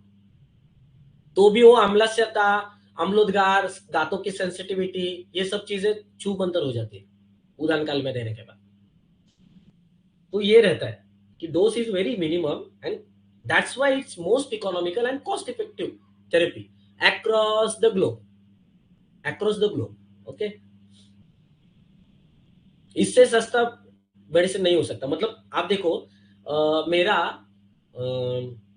1 हफ्ते का मेडिसिन का चार्जेस मेरा 1,000 रहता है, कंसल्टिंग विथ कंसल्टिंग। मैं कंसल्टिंग अलग और मेडिसिन का अलग चार्जेस नहीं लेता हूँ कभी भी, एक साथ ही देता हूँ जो भी है। अपने कंसल्टिंग भी किया तो भी 1000, और विथ मेडिसिन लिया तो भी 1000 ही है मेरा कंसल्टिंग। तो मेरा मेडिसिन का कॉस्ट कितना? 50 पैसे पर वीक, 50 पैसे। तो मैं अगर 4 हफ्ते का दे रहा हूँ या महीने भर का मेडिसिन दे रहा हूँ तो मेरे सिर्फ 2 रुपए जा रहे हैं। That's why it is most economical. अब इससे सस्ता और मेडिसिन क्या हो सकता है? कहाँ पे हम लोग यूज करें? आज तक 7 साल में स्वर्ण कल्प हम लोग ने कभी भी यूज नहीं किया, क्योंकि हमारे गुरु नहीं करते तो हम लोग क्यों करें? हमारे अगर गुरु नहीं करते हैं तो हम लोग क्यों करें स्वर्ण कल्प यूज? हम लोग ने नहीं किए हैं। जो मैं मेडिसिन बता रहा हूँ उतने ही मेडिसिन है मेरे पास क्लिनिक में, और एक्स्ट्रा एक भी मेडिसिन नहीं है। कोई कंपनी का मेडिसिन नहीं रखते हम लोग। रखा तो सैंपल रहते हैं, कोई गरीब वगैरह पेशेंट आए तो दे देते हैं, बट उससे भी सस्ता अपना मेडिसिन है ना, पंचभूतिक का। ओके, तो आपका पूरे महीने का कॉस्ट ये 2 रुपए है। तो क्यों नहीं सीखना है ऐसी चिकित्सा पद्धति जो डायग्नोसिस इजी हो, मोस्ट इकोनॉमिकल हो? क्योंकि आप आपके ओपीडी के खर्चे देखिए, स्टाफ के खर्चे देखिए, लाइट बिल, इलेक्ट्रिसिटी, पानी का बिल, ये सब चीजें के बारे में कौन सोचेगा? वहां पे भी पैसे जा रहे हैं, ऊपर से इसको फिर वो पेशेंट थोड़ा ये करता है, बार्गेनिंग स्टार्ट कर देता है। तो बार्गेनिंग का मौका ही नहीं देना है ना। आप 500 रुपए भी लेंगे कंसल्टिंग तो भी आप फायदे में ही है, because you are charging 499 rupees. Okay, easy diagnosis, जैसे मैंने बोला कि अगर आपको एक बार गुण चिकित्सा पता चल गई कि कौन से महाभूत के गुण क्या है, तो आपको तुरंत डायग्नोसिस बन जाएगा। एग्जाम्पल, कैंसर हो, आम्लपित्त हो, कॉन्स्टिपेशन हो, पीसीओडी हो, इसमें 2 ही प्रकार है और तीसरा हिडन है। कौन सा? कैंसर या आम्लधर्मी व्याधि है। आम्लपित्त के 2 टाइप है, आम्लधर्मी आम्लपित्त, क्षारधर्मी आम्लपित्त। कॉन्स्टिपेशन के 2 टाइप है, संतर्पणजन्य अपतर्पणजन्य कॉन्स्टिपेशन। पीसीओडी के 2 टाइप है, उसमें सब टाइप्स बहुत ज्यादा है, बट अपतर्पणजन्य संतर्पणजन्य। लीन पेशेंट आती है, कृषक पीसीओडी आती है, तो आप स्थूल पीसीओडी की तरफ ट्रीटमेंट करेंगे क्या? अगर उसके केस में लिख के आता है कि स्मॉल न्यूमरस इमैच्योर फॉलिकल और पेशेंट स्थूल है, तो आप क्या कृष्ण व्यक्ति की ट्रीटमेंट देंगे? या कृष्ण पीसीओडी की पेशेंट लिख के आती है कि फॉलिकुलर स्टडी में फॉलिकल्स आर अब्सेंट अनओव्यूलेटरी साइकिल, ऐसा लिख के आया, तो आप क्या करेंगे? तो चिकित्सा का विचार क्या रहेगा? दो स्टेजेस है। एक स्थूल पीसीओडी में क्या होता है कि अगर सपोज मैं चपाती का उदाहरण देता हूं आपको, आपने आटा लिया, गुना उसको, गूंदने के बाद उसको शेप दिया, और फिर चपाती तवा गर्म नहीं था तभी डाल दी, और तवा जैसे जैसे गर्म हो रहा था वैसे वैसे पक रही थी, बट आपको कहीं पे बाहर जाना था तुरंत, मतलब या मोबाइल पे फोन आया, इसके लिए आपने चपाती पलट दी, और आपको लगा कि वो पक गई, इसके लिए आपने रख दी। अब बाकी की चपातियां उसके बाद, कॉल के बाद जो चपातियां होंगी वो अच्छी पकी होंगी, बट पहले वाली चपाती होगी क्या? पकी हुई, अच्छे से पकी होगी, पकी हुई नहीं रहेगी, पक्वता नहीं रहेगी उसमें। तो पक्वता लाना ये तेज महाभूत का काम है। मैच्योरिटी लाना या परिवर्तन करना ये तेज महाभूत के बिना पॉसिबल नहीं है। ओके, मतलब सेकेंडरी सेक्सुअल कैरेक्टर्स ले लो, hoarseness of voice, breast development, sexual desire, secondary hair growth, armpits में हो या प्यूबिक वजाइनल एरिया में हो या टेस्टिकुलर एरिया में हो, ये कब आता है? 12-14 साल के बाद, प्यूबर्टी के बाद आता है। तो ये वहां पे क्या होता है, तेज महाभूत बढ़ने लगता है शरीर में, और तेज महाभूत ही मैच्योरिटी लाता है। जैसे चपाती पकने में ये होता है, तेज महाभूत सहायभूत होता है, वैसे ही आप फॉलिकल्स के बारे में सोचो। ये ग्राफियन फॉलिकल और क्या रहता है उसके बाद, कॉर्पकल, कॉर्पस्कल ऐसा कुछ रहता है, मुझे अभी याद नहीं है उतना, मैं इतना ये नहीं हूँ, उसका कमांड नहीं है मेरी उसके ऊपर। तो ग्राफियन फॉलिकल ये होने के बाद, डिटैच होने के बाद जब ये रहता है, और फिर ओवम वो फैलोपियन ट्यूब के थ्रू आता है एम्पुला में, वहां पे अगर स्पर्म आता है तो फर्टिलाइजेशन होता है, बट वहां पे ओवम आया ही नहीं, या उसकी ग्रोथ नहीं हो रही है, और स्मॉल न्यूमरस इमेच्योर फॉलिकल्स दिखते हैं। Immature means what? Which is not mature. And maturity क्यों नहीं है? तेज महाभूत नहीं है वहां पे, तेज महाभूत का उष्ण और तीक्ष्ण गुण नहीं है वहां पे, खास करके उष्ण गुण जो हैचिंग ऑफ द एग होना चाहिए वहीं वहां पे नहीं है। तो इसलिए तेज महाभूत का उष्ण गुण कम है या न्यूनतम है, और पृथ्वी और आप महाभूत के आप खास करके आप महाभूत का शीत गुण और पृथ्वी महाभूत का स्थिर घन कठिन गुण वहां पे ज्यादा है, इसके लिए तेज महाभूत के उष्ण तीक्ष्ण गुणों को विरोध हो रहा है, इसके लिए मैच्योरिटी नहीं हो रही है, और वहां पे number of small numerous, numerous का है देखो, एक नहीं बहुत सारे न्यूमरस फॉलिकल्स है इमैच्योर स्टेज में। तो वहां पे ट्रीटमेंट क्या रहेंगी? तेज महाभूत को बढ़ाना है आपको, वही ट्रीटमेंट है। हमेशा कुबेराक्ष वटी काम पे आने वाली है क्या? नहीं, वो नहीं आती है काम में। आपको कंसेप्ट समझना है। और जब आपके पास कृष्ण पीसीओडी पेशेंट लेके आता है, तब आपको क्या सोचना है कि उसमें क्या रहते हैं, most of the time anovulatory cycle रहती है या स्कैंटी मेंसेस रहते हैं। तो उसमें आपको क्या करना है कि तेज महाभूत बहुत ज्यादा बड़ा है और फॉलिकल्स ही नहीं है, मतलब फॉलिकल्स पूरी तरीके से बर्न आउट हो गए हैं, मतलब जल गए हैं, ऐसा पकड़ लो शब्दशः। तो क्या हो गया, मतलब इतना ज्यादा उष्ण तीक्ष्ण गुण बड़ा है कि भेदने तीक्ष्णा स्वेदने उष्ण, तो तपन धारण कर्म इतना ज्यादा हो रहा है कि फॉलिकल्स तो तैयार हो रहे हैं, बट वो वहां पे अपसेंट इसके लिए है क्योंकि वो नीचे आ ही नहीं पा रहे, वहीं पे मतलब नष्ट हो गए हैं वो, anovulatory cycle. Same goes with the azoospermia, oligospermia, कि तेज महाभूत बढ़े, तो आपको क्या करना है, पृथ्वी प्लस आप महाभूत बढ़ाना है वहां पे। तो that's why it's very easy to diagnose कौन सा महाभूत के कौन से गुण बड़े हैं, और कौन ऑपोजिट ट्रीटमेंट कौन सी देनी है, कौन से मतलब ऑपोजिट लॉबी में तो दो ही है, हर जगह पे दो है, सिर्फ तेज महाभूत को किसकी तरफ लेके जाना है वो आपके दिमाग में होना चाहिए। That's why it's very easy to understand. Okay, अम्ल पित्त भी वैसे, कॉन्स्टिपेशन भी वैसे। कॉन्स्टिपेशन हर बार क्या संतर्पण जन्य रहता है क्या? नहीं, अपतर्पण भी हो सकता है। तेज महाभूत का अगर उष्ण गुण बढ़ेगा तो द्रवता कम हो जाती है और फिर ग्रथित मल प्रवृत्ति होने लगती है। ओके, और दूसरा क्या, अगर आपने कुछ हेवी खाया तो पृथ्वी का पार्थिवत्व बढ़ता है और स्थिरता बढ़ती है, तो चलत्व, वायु का चलत्व कम हो जाता है, पेरिस्टाल्टिक मूवमेंट ड्रॉप हो जाती है, इसके लिए कॉन्स्टिपेशन बैठता है। तो दोनों में ट्रीटमेंट अलग अलग है ना, एक में फलत्रिकाधिक जाएगा, एक में परिपाटाधिक काढ़ा जाएगा या चिंचा लवन तेल जाएगा, अनुलोमन तेल। तो जब आप डायग्नोसिस करते हैं तो it becomes very easy because you know the property. सिर्फ 5 महाभूतों के गुण पता करने हैं, उनके कर्म पता करने हैं, जैसे स्वेदने उष्णा, भेदने तीक्ष्णा, प्रक्षालने विशदाः, ओके, लेपने पिच्छिला, क्षालने विशदाः, ये सब चीजें याद करनी है सिर्फ आपको। विवरणे स्थूल, विवरणे सूक्ष्म, संवरणे स्थूलः, ये जो ऑपोजिट है, ऑपोजिट मतलब ये जो विंशति गुण दिए हैं, गुरुवादय गुण, तो उनके सिर्फ आपको कर्म पाठ करने हैं हेमाद्री के, और बात हो गई। और क्या लगता है आपको? So it becomes very easy to understand and easy to diagnose. Then third point is minimal dosage. जैसे मैंने कहा कि पटोल का भी, पटोल गूगल का मतलब हमारे पास, मुझे भी ये शंका थी काफी दिन से, तो हमारे पास एक स्टूडेंट आई थी सीखने के लिए, और फॉर्चुनेटली उनके ना सोने के कारखाने हैं, मतलब सोना बनाते हो, ये नहीं ज्वेलरी का शॉप नहीं है, जो रॉ सोना आता है ना, तो उसका 4 कारखाने थे, मतलब वर्कशॉप्स, वो बेचते नहीं है, मतलब ये ज्वेलर्स के जो शॉप रहते हैं ना, उनको सोना बेचते हो। हाँ, तो मैंने पूछा, मेरे दिमाग में चमका, अरे मेरे रसशास्त्र डिपार्टमेंट में भी सेम मशीन थी जो ज्वेलर्स के पास रहते हैं। तो मैंने उसको थोड़ा सा पूछा कि आप मुझे उसका वजन करके ला सकते हैं क्या? तब तक मुझे भी लघु सूचक्कर का डोज ये 50 या 70 mg लगता था। Okay, till this 5 years of my practice. जब वो लेके आई तब मैं खुद शॉक में था कि 10 mg वॉज द लघु सूचक्कर डोज। पटोलारी गुगुल का 20 mg, पटोलारी मतलब रक्तपाचक का 20 mg था, कांति प्रभा का 50 mg, अदर गुगुल 20 to 50 mg के वेरीज कर रहे हैं। और ताम्रभस्म और वरंग क्षार के बारे में अगर मुझे पूछेंगे तो वरंग क्षार की मात्रा आपा जी ने क्या बताई है? मक्खी की जो पंखुड़ी रहती है, एक पंखुड़ी, उसके ऊपर जितना क्षार बैठेगा, वो वरांग क्षार यानी विडंगादि क्षार, जो चरण चिकित्सा स्थान 13 में उदर चिकित्सा में बताया गया है, प्लिहोदर चिकित्सा में, तो ये वरांग क्षार की मात्रा मक्खी के पंखुड़ी के ऊपर जितना समा सकता है विदाउट स्पिलेज ऑफ मेडिसिन, उतनी मात्रा बताइए। और ये खोल के बताना पड़ता है पेशेंट को कि ये डोज है इसका, ये हवा से उड़ सकता है, इसीलिए आपके ऊपर का फैन बंद करो मेडिसिन खाते वक्त।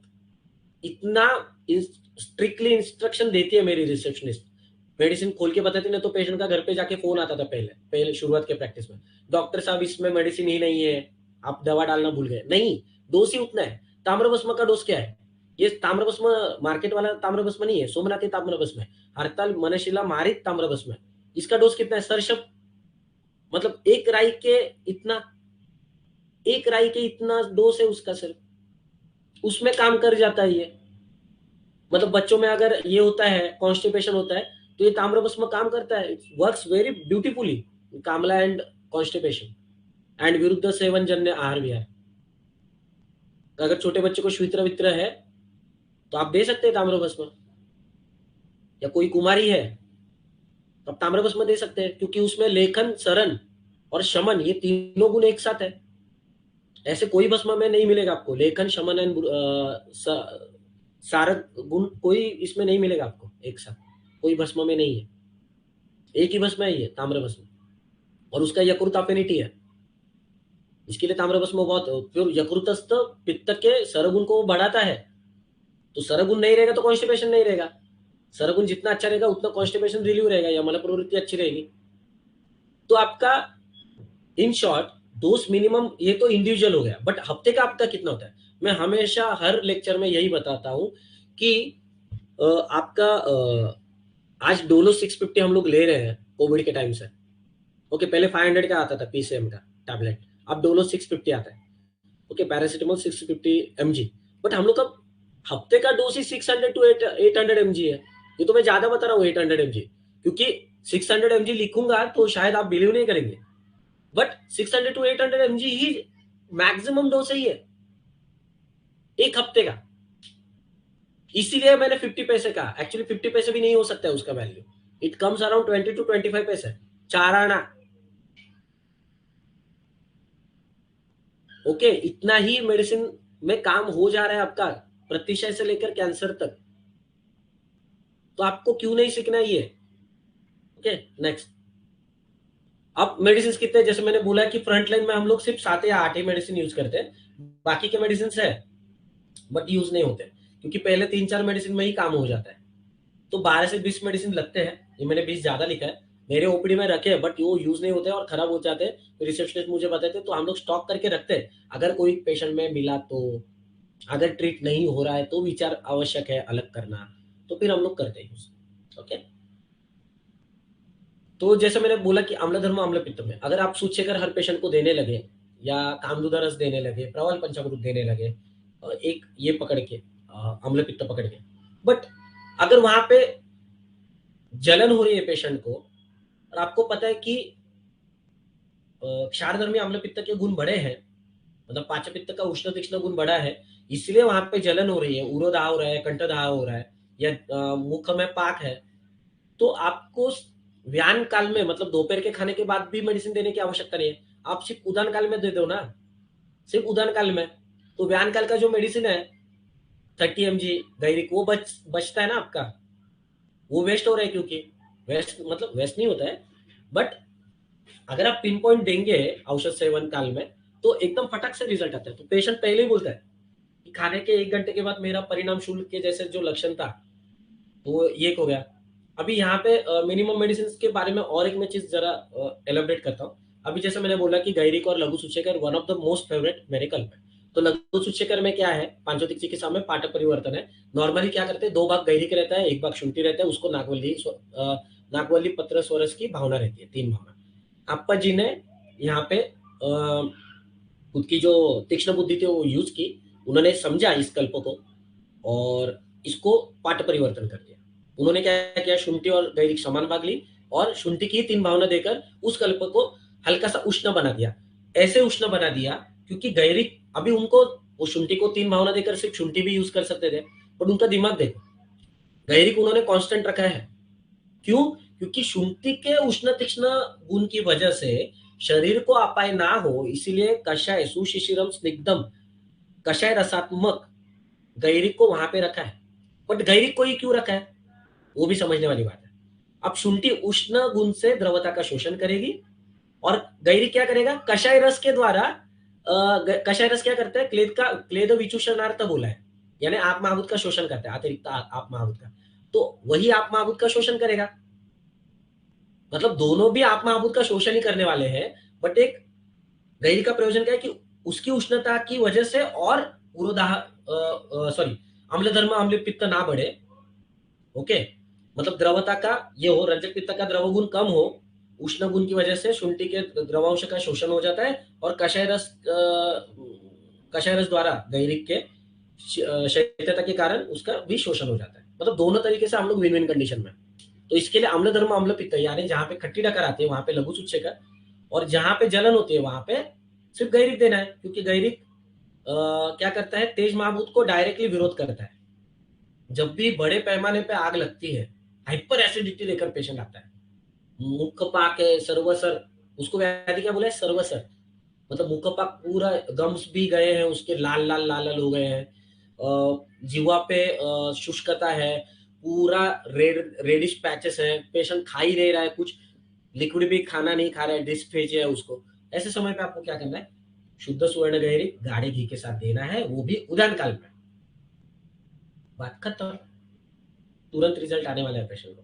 अभी सपोज सर्वसर में आपको 3-4 ज्यादा दिन लगेंगे थोड़ा, बट इसमें आपको डेफिनेटली कम समय लगता है। Okay, so that's why it's very. अब जैसे मैंने बोला कि मिनिमम मेडिसिन, अभी आपको पता है कि लघु सूचेकर साधारण दिखने वाला प्रतिशय हो या अजीर्ण हो, वहां से लेकर हाइपर प्रोलेक्टिनेमिया तक हम लोग यूज कर सकते हैं। इतनी वाइड रेंज है लघु सूचेकर की, इतनी वाइड रेंज। अब गैरिक नॉर्मल उरोदाह या मुखपाक से लेकर हम लोग परिणाम शुल्क तक, यानी पेप्टिक अल्सर तक यूज कर सकते हैं, अलग अलग अनुपात के साथ, अलग अलग काल में। इतनी व्याप्ति है उसकी। आप लघु सूचेकर व्हाइट डिस्चार्ज में भी यूज कर सकते हैं, आप लघु सूचेकर अजीर्ण में भी यूज कर सकते हैं, ग्रहणी में कर सकते हैं, अतिसार में कर सकते हैं, अतिसार में उसका रसायनार्थ प्रयोग कर सकते हैं मंद गुण बढ़ाने के लिए, यानी शमने मंदा और मंदो यात्रा कर रहा, ऐसे हिमाद्री ने कहा है। ओके, वही लघु सूचेकर आप शोध के लिए भी यूज कर सकते हैं।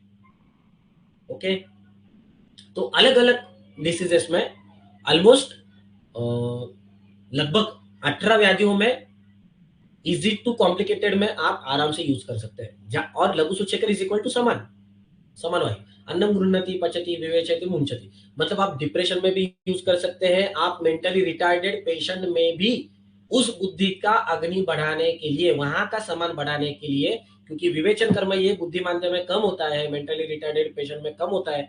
अभी मेंटली रिटार्डेड नहीं कहूंगा मैं, दिव्यांगों में कम रहता है, या सॉरी दिव्यांग ये अलग कंसेप्ट है, बट मेंटली रिटार्डेड पेशेंट में आप इजीली यूज कर सकते हैं। कि आपको कंसेप्ट, अन्नम ये तो सिंबॉलिक है, पर गृह्णति पचति विवेचयति मुंचति, विचार करना, उस विचारों का विभाजन करना यानी विवेचन करना। हम लोग भगवान से क्या मांगते हैं? सत और असत विवेक, सत विवेक बुद्धि दे दो भगवान। मतलब क्या?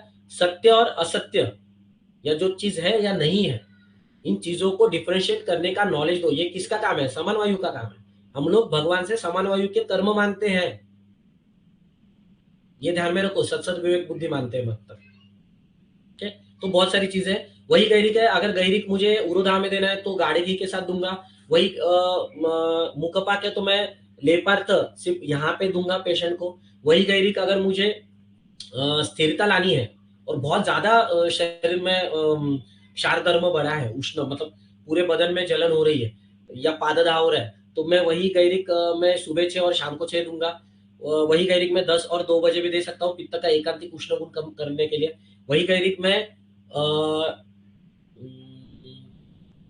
जीर्ण प्रतिशय में रात में भी दे सकता हूँ, रसाला के साथ यानी अपने श्रीखंड के साथ दे सकता हूँ। वही गैरिक मैं पेप्टिक अल्सर में गोंद के पानी के साथ यानी बबुल निर्यास के पानी के साथ, घृतभर्जित बबुल निर्यास के साथ मैं दे सकता हूँ ज्ञानोदान काल में। तो मैंने ड्राइवर चेंज किया और डेस्टिनेशन चेंज हो गया। ड्राइवर यानी अनुपान और पैसेंजर वही है, सिर्फ मैंने डेस्टिनेशन चेंज किया। ड्राइवर चेंज किया तो डेस्टिनेशन भी चेंज हो गया। मतलब अनुपान चेंज किया तो हम लोग की संप्राप्ति भंग और औषध सेवन काल भी चेंज हो गए। तो ये बहुत इंटरेस्टिंग है पांचभौतिक चिकित्सा में। और आप रूटीनली नहीं करते, नहीं तो हम लोग का घिसा पीटा वही प्रिस्क्रिप्शन रहता है। मैं ऐसा नहीं बोल रहा हूँ कि यहाँ पे जितने भी वैद्य बैठे हैं वो वही करते हैं, बट प्राय हम लोग इंस्टीट्यूशनल लेवल पे जो देखते हैं ना, हम लोग को वही लगता है कि वही ट्रीटमेंट है। कोगू देते थे ना, कोगू पहले पोदर में ऐसा रहता था। कोगू मतलब क्या पता है? कोनता ही गुगुल, मतलब कोई भी गूगल दे दो, अगर कुछ नहीं है ना ओपीडी में, इंटेंट में नहीं है, या उस गवर्नमेंट मेडिकल कॉलेज में क्या होता है अपने कि एक औषधालय रहता है, हम लोग जो मेडिसिन लिखते हैं केस पेपर पे वहां पे जाके, तो हम लोग के जो सीनियर्स रहते थे तो कोगू लिखते थे। कोगू यानी कौनता ही गूगल, कोई भी गूगल दे दो पेशेंट को, हुआ नहीं हुआ इफेक्ट जाने दो, बट पेशेंट का सेटिस्फेक्शन हो जाएगा। अब आते हैं थोड़ा complicated concept become easy to understand. ये बहुत इंपॉर्टेंट लगता है मुझे, क्योंकि मेरे बहुत सारे अनुत्तरित प्रश्न थे, वो मेरे काफी सारे सॉल्व हो गए। जैसे मैंने कहा कि यूज ऑफ पंचतिक्त क्षीर घृतवस्ती, तो इन वात व्याधि आपको पता है कि ऑस्टोपोरोसिस हुआ है, आपको पता है कि एवियन में ये सब हुआ है, अस्थि में लघुता आई है, हाँ, तो भी आप पंचतिक्त क्षीर घृतवस्ती दे रहे हैं। ओके, या आपको कुछ लग रहा है कि वात प्रकोप हुआ है, डीजनरेशन हो गया है अस्थियों का, ऑस्टियोफाइट्स ग्रोथ हुआ है, या डिस्क बल्जिंग हुई है, डिहाइड्रेशन हुआ है यानी डेसिकेशन हुआ है, आपको पता है कि यहाँ पे हम लोग को कैसे भी करके भ्रूहण करना है। तो आप तिक्त रस क्यों यूज कर रहे हो? मधुर रस करो ना, मधुर करो जिसमें पृथ्वी प्लस आत्मा आभूत है। आम्ल रस करो, वो भी भ्रूहण करता है, चरक सूत्र सन 26 में बताया है, वो भ्रूहण करता है आम्ल रस। तो वो यूज नहीं, तिक्त रस क्यों कर रहे? वात दोष का पांचोदिक संगठन वायु प्लस आकाश में आभूत है, और तिक्त रस का पांचोदिक संगठन भी वायु प्लस आकाश में आभूत है। तो पंचतिक्त क्षीर घृत की वो भी बस्ती क्यों दे रही है? ऊपर से दे दो ना।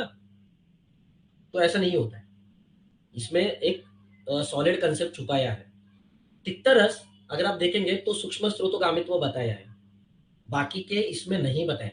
आप कषाय और मधुर रस लेंगे ना तो जड़त्व है उसमें, क्योंकि कषाय रस का पांचोदिक संगठन वायु प्लस पृथ्वी महाभूत है, और मधुर रस का पांचोदिक संगठन आप प्लस पृथ्वी महाभूत है। तो जहां पे भी पृथ्वी महाभूत रहेगा तो वहां पे जड़त्व रहेगा, तो वो उनमें गति देने की कैपेसिटी नहीं रहेगी।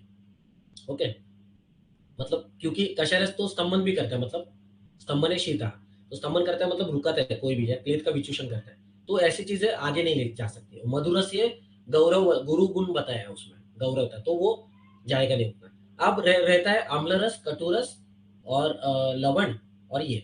अब लवण रस का भी प्रॉब्लम क्या है कि अगर क्षीर के साथ, अगर क्षीर और घृत के साथ एक बार चलेगा, और क्षीर के साथ जा नहीं सकता है लवण, कॉन्ट्रा इंडिकेटेड है।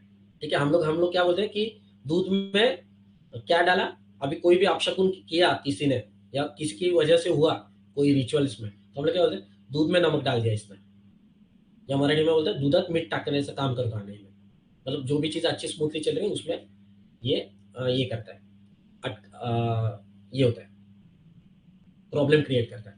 तो अब दो बचे, अम्ल अम्ल अम्ल सॉरी तीन बचे, अम्ल, कटु और तिक्त। अब कटु रस का पांचोतिक संगठन है वायु प्लस अग्निमाहुत, कटु यानी तीखा।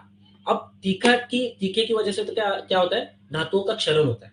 आप देखो जाके, आतियोग में भी देखो और इसमें भी देखो, कटु रस क्या करता है, बहुत तीखा तीखा तीखे की फीलिंग कैसे होती है, आपको अच्छा लगता है तीखा, बहुत ज्यादा और हम लोग तीखे के साथ ये कोई भेज सकते हैं क्या, क्षीर और घृत को।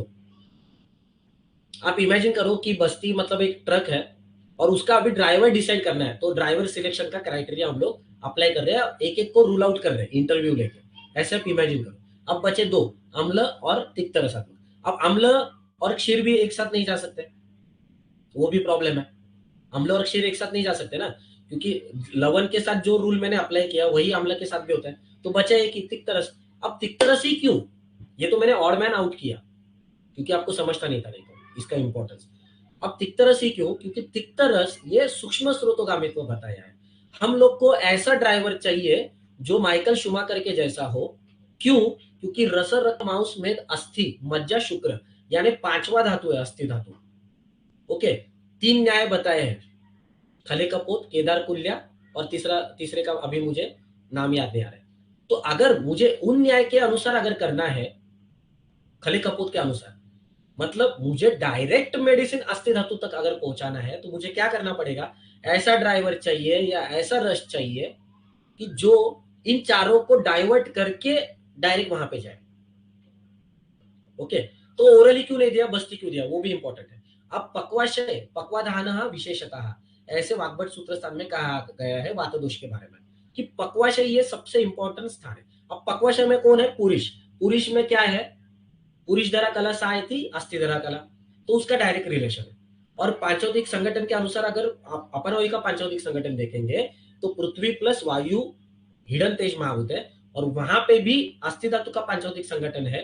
अब वावर्ड का बुक जाके फिर से पढ़ लो, शरीर रचना का बुक जाके फिर से पढ़ लो, वहां पे भी पृथ्वी प्लस वायु ही लिखा है। इसके लिए महाभूत साधन में होने की वजह से हम लोग वहां पे बस्ती देते हैं, और बस्ती ये वात शमनार्थ होता है, इसीलिए पंच तिक्त क्षीर घृत बस्ती। अब क्षीर और घृत क्या करते हैं, वहां पे जाकर वो अनलोड करता है, उस वो जो ट्रक है वो खुद को अनलोड करता है और अस्थि को वो भ्रूण करके देता है। और क्षीर और घृत क्यों, अस्थि का पूरण करना यही मज्जा का सर्वश्रेष्ठ कर्म है, यह हमेशा याद रखना।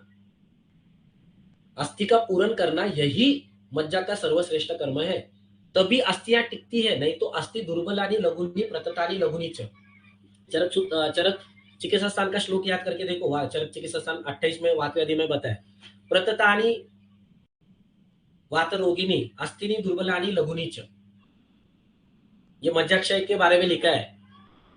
ओके, तो प्रततम वात रोगिनी अस्थिनी दुर्बलानी लघुनी च, ये अस्थिक्षय में बताना चाहिए था ना, उधर क्या बताया, अस्थिनी तोद अस्थिशूल ऐसे बताया है, अस्थि शून्यता।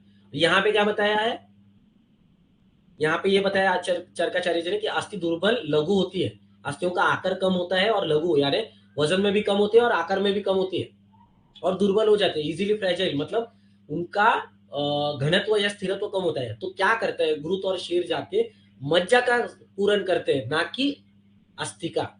मज्जा का पूरण जैसे होता है तो वैसे ही अस्थि को बल मिलता है, इसीलिए पंचतिक्त क्षीर घृत बस्ती हम लोग कैसे समझा।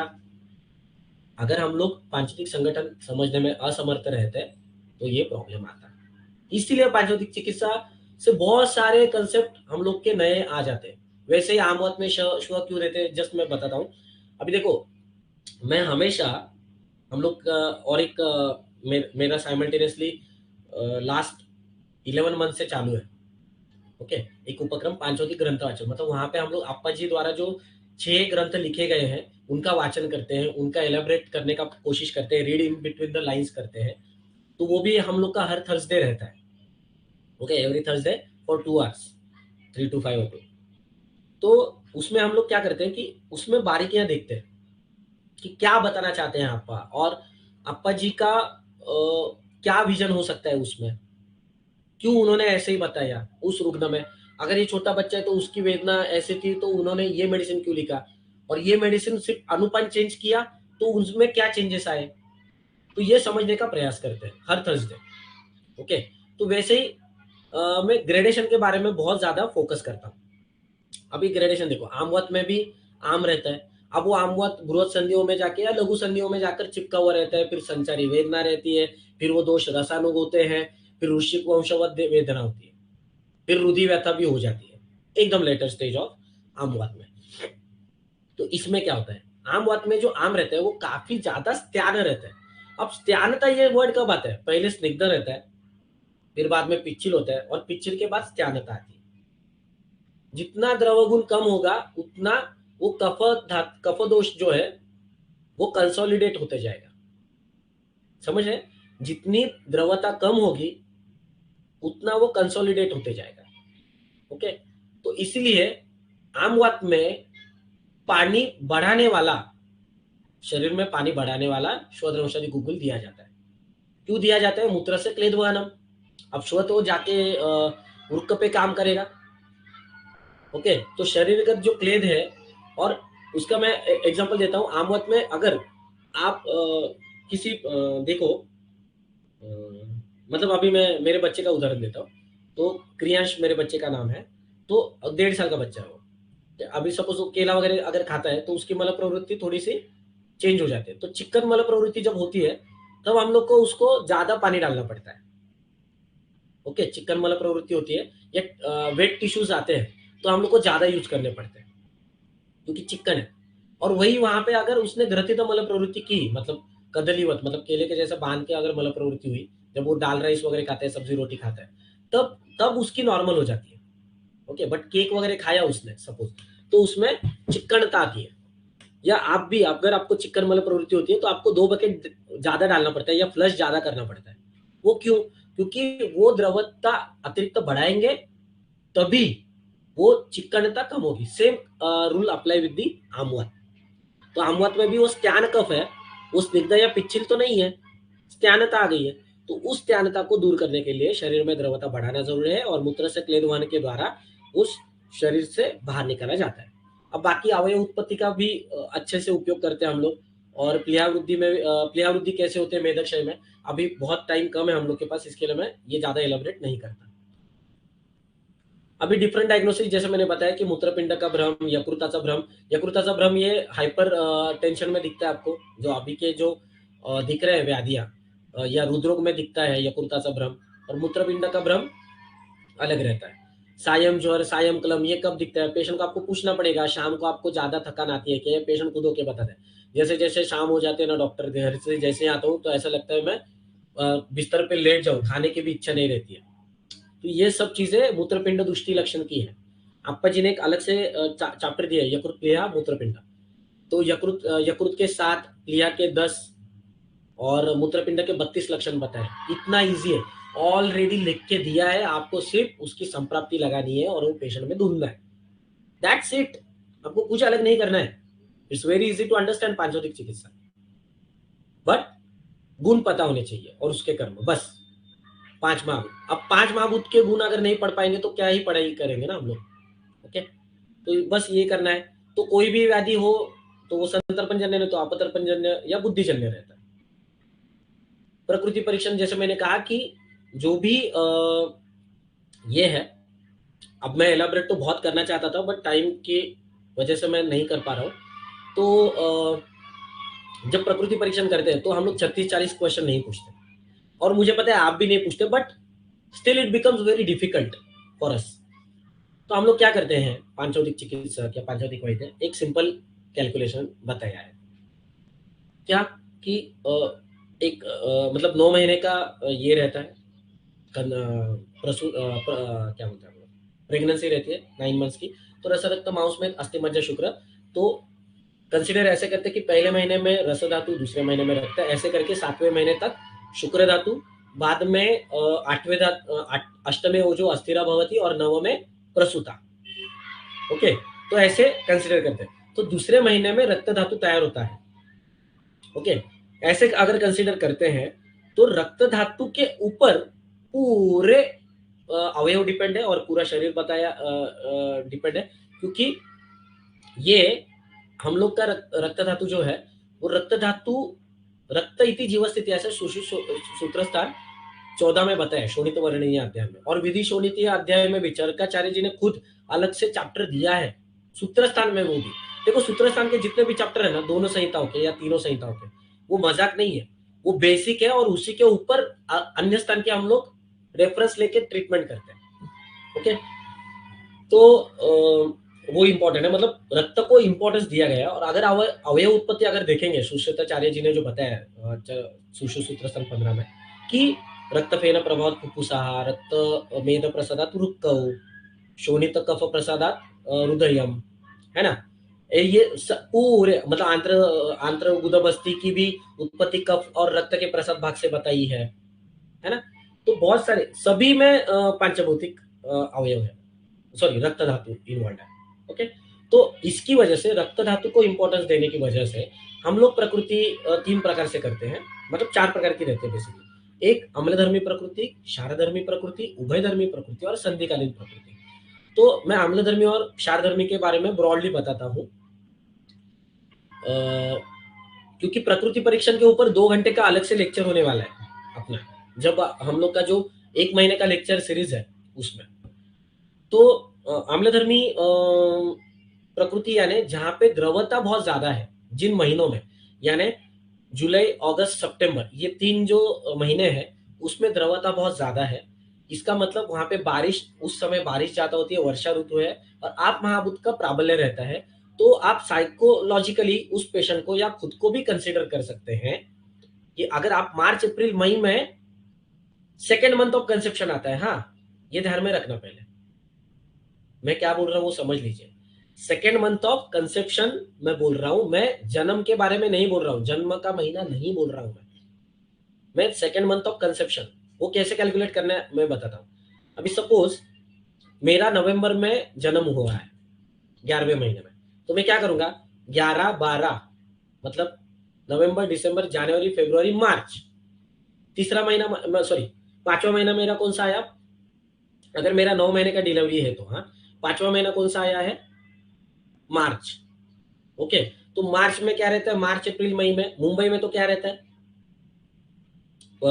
समर सीजन स्टार्ट हो जाता है, मतलब स्प्रिंग रहता है, बट उष्णता दिखाई देती है शरीर में और बाह्य दृष्टि में सर, तो उसका परिणाम दिखने लगता है धीरे धीरे। तो मार्च अप्रैल मई में तेज महाभूत का उष्ण तीक्ष्ण गुण बहुत ज्यादा बढ़ा हुआ रहता है, खास करके उष्ण और रुक्ष गुण।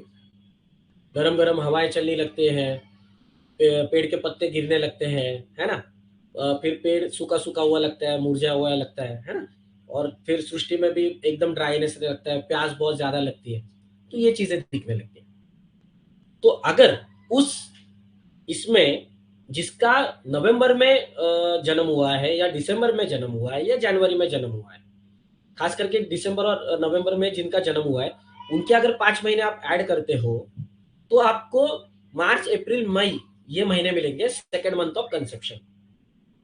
ओके, 5 महीने ऐड करने के बाद एक तो आप 5 महीने ऐड करो, नहीं तो 8 महीना पीछे जाओ, 2 ऑप्शन है आपके पास। तो it's very easy to calculate plus वाला थिंग माइनस से, तो प्लस करेंगे तो सेकेंड मंथ आपको मिल जाएगा, 4 महीने ऐड करेंगे तो उसका कंसेप्शन का मंथ मिल जाएगा, और हम लोग सेकेंड मंथ ऑफ कंसेप्शन के बारे में, तो उसके ऊपर उस स्वभाव के अगर मार्च अप्रैल मई में सेकेंड मंथ ऑफ कंसेप्शन है तो वो पेशेंट हल्का सा चिड़चिड़ा मतलब काइंड ऑफ रहता है, उसको उरोधाह जैसे कंसेप्ट सॉरी कंप्लेंट ज्यादा रहते हैं, early hair growth, early grey hair होते हैं, या दांतों में झंझनाहट होती है, या आप बोल सकते हैं क्षरण वाले व्याधियां ज्यादा होती है, पित्त प्रधान रहता है वो, ऐसे बोल सकते हैं, मतलब उष्ण तीक्ष्ण गुण उसको सहन नहीं होता है, उसको हमेशा ठंडी चीजें अच्छी लगती है, मतलब चाय भी वो थोड़ा ठंडा होने के बाद पिएगा, गरम गरम नहीं पिएगा। गरम पीने वाले कौन लोग हैं? उभयधर्मी प्रकृति और अम्लधर्मी प्रकृति, जो जिनको पकोड़े वगैरह खाने की इच्छा होती है ना सडनली, मिर्ची वगैरह भी खाते हैं पाव के साथ, वड़ा पाव के साथ, वो सब अम्लधर्मी, प्रायः अम्लधर्मी, सब नहीं but 95% of the people fall in that category, अम्लधर्मी, जहां पे आप महाभूत का प्राबल्य ज्यादा है, मतलब शीत और स्निग्ध गुण ज्यादा है, तो उसमें तो it's becomes very easy to understand. अभी प्रकृति परीक्षण का पांचविक चिकित्सा में महत्व क्या है कि सपोज मुझे उरोदाह ये कंप्लेंट है, मतलब जलन हो रहा है इसोफेगल्स के यहाँ पे, उरोदाह हो रहा है, और मेरी प्रकृति है अम्लधर्मी, तो मैं एक हफ्ते के अंदर ठीक हो जाऊंगा। बट अगर मैं मार्च अप्रैल मई में अगर जन्मा, सेकंड मंथ आता है मेरा, और मेरा नवंबर या दिसंबर में अगर जन्म हुआ है, ओके, तब उष्ण रुक्ष गुण नेचुरली तब ज्यादा था कंसेप्शन के टाइम, और उस ऋतु का प्रभाव उस रक्त धातु के ऊपर हुआ, उस रक्त धातु की वजह से बाकी सब मेरे बॉडी का डेवलपमेंट हुआ है, और उसमें भी उष्ण रुक्ष गुण बाकी प्रकृतियों के कंपैरिजन में ज्यादा है, इसीलिए मेरा उरोदाह ठीक होने में लगभग 1 महीना लगेगा। तो ये मैं बात कर रहा था प्रोग्नोसिस के बारे में। तो पेशेंट को आपको बताना पड़ेगा, अगर मुझे मार्च अप्रैल मई में अगर मैं हूं, मतलब चारधर्मी प्रकृति का बंदा हूं मैं या रुग्ण हूं, और मुझे मुक्कपाक है, तो मुझे 1 या 1.5 महीना लगेगा, और वही अम्लधर्मी या उभयधर्मी प्रकृति का पेशेंट रहेगा तो उसको 1 हफ्ता लगेगा, वही गैरिक खा के और वही गैरिक घृत के साथ मुख के अंदर लेप लगा के। तो ये प्रकृति परीक्षण का बहुत जबरदस्त कंसेप्ट बताया है आपका जी ने। औषध सेवन काल, उसके बारे में मैं ऑलरेडी बता चुका हूं आपको, बट ये सिर्फ मैं 6-10-2-6 के बारे में बताता हूँ कि जैसे मैंने बोला कि गैरिक के बारे में मैं एग्जांपल देता हूँ फिर से, या लघु सूचेकर के बारे में देता हूँ। गैरिक का एग्जांपल ऑलरेडी दिया है क्योंकि रिकॉर्डिंग में वो आएगा। तो लघु सूचेकर सुबह 6 बजे हम लोग कब देते हैं? जब मुझे कफ दोष में से आप महाभूत कम करना है तब देते हैं, क्योंकि 6 ये 2 से 6 ये वात दोष का काल है, और 6 से 10 सुबह 6 से 10 ये कफ दोष का काल है। वयोरात्रि भुक्ता नाम ते अंत मध्य दिघा क्रमात, ये वाग्भट सूत्र स्थान में कहा गया है। मतलब क्या? वयोरात्रि भुक्ता नाम ते अंत मध्य दिघा क्रमात, ते मतलब दोष, अंत मध्य आदि क्रमात, ते अंत मध्य दिघा क्रमात, तो मध्य, अंत और आदि, ये मतलब क्या? आदि मतलब क्या? 6 से 10, 10 से 2 पित्त, 2 से 6 कफ, फिर से शाम को 6 से 10 कफ, रात को 10 से रात 2 बजे तक पित्त, और 2 से 6 बजे तक वात दोष। और वही अगर महाभूतों के कंसेप्ट के बारे में सोचेंगे तो कफ दोष is nothing but the Prithvi plus आप महाभूत, पित्त दोष इज तेज महाभूत, एंड 206 के बीच में वायु प्लस आकाश महाभूत। That's it. तो हम लोग को महाभूत के अगर हिसाब से सोचना है तो सुबह 6 बजे देंगे।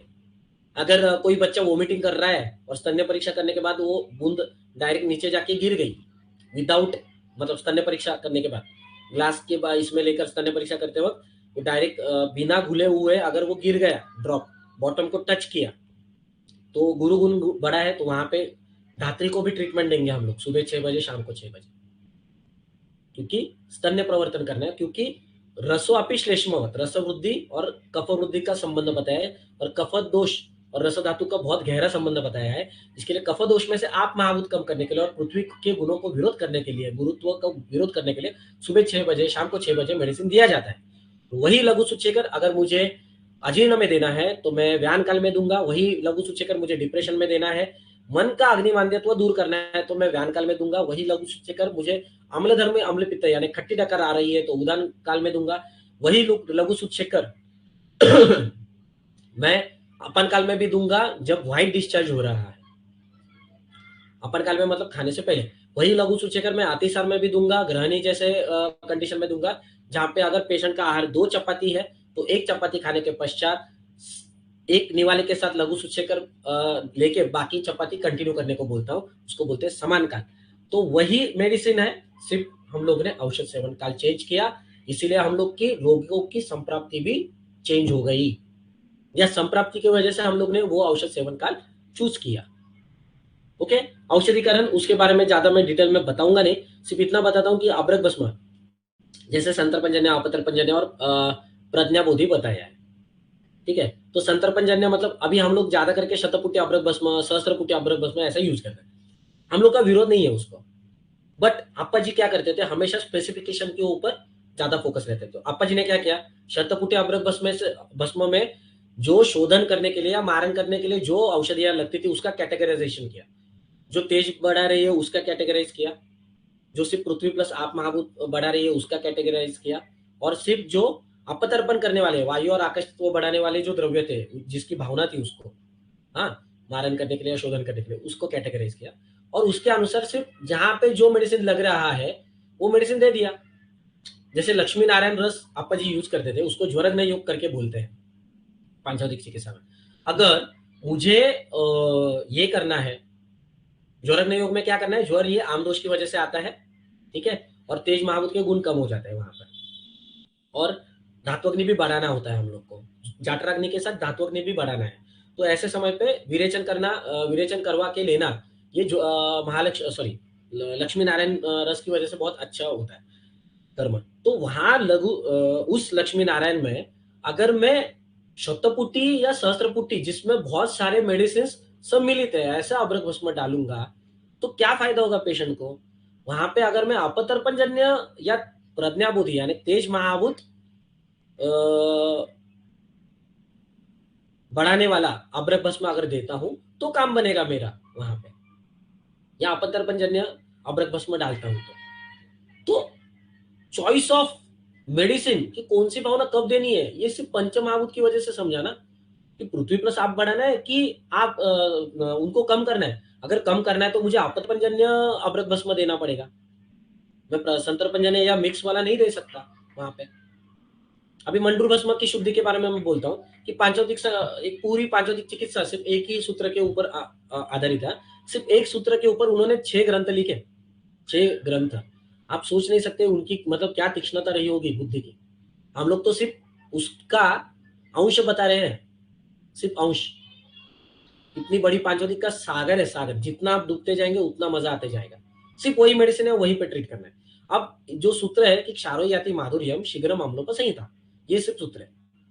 ये ऋतुचर्या में भी जाता है, ये व्याधि के संप्राप्ति में भी जाता है, ये वनस्पति वर्गीकरण में भी जाता है, और यही चिकित्सा विचार में भी जाता है। यही कंसेप्ट प्रकृति परीक्षण में भी जाता है। यही कंसेप्ट मैंने थोड़ी देर अभी बताया ये कालों के बारे में, 10 2 6 6, इसमें भी जाता है पंचमहाभूत विलीनीकरण सिद्धांत। तो ये क्या है, शारोही याति माधुर्यम शीघ्र मामलों पर संहिता। रेफरेंस क्या है, चरक चिकित्सा सन 24 मदाते चिकित्सा। तो क्षार और अम्ल जब जब एक साथ आएंगे तब तक माधुर्य निर्माण होगा। माधुर्य मतलब मधुर रस नहीं, स्टेट ऑफ वेलबींग, उसको माधुर्य बोलते हैं। State of wellbeing means what, कि हैप्पीनेस, हैप्पीनेस यानी अरोगा अवस्था, आरोग्य, ओके, आरोग्य की अवस्था को प्राप्त करना यानी माधुर्य, ये एक्सपेक्टेड है वहां पे आचार्य चरक को और आप्पा जी को भी। तो क्षारधर्मी जब व्याधि बढ़े रहेंगे तब आम्लधर्मी मेडिसिन दे दो, इट्स वेरी सिंपल। तो वही सूत्र है कि क्षारो याति माधुर्यम शीघ्र मामलों पर संहिता।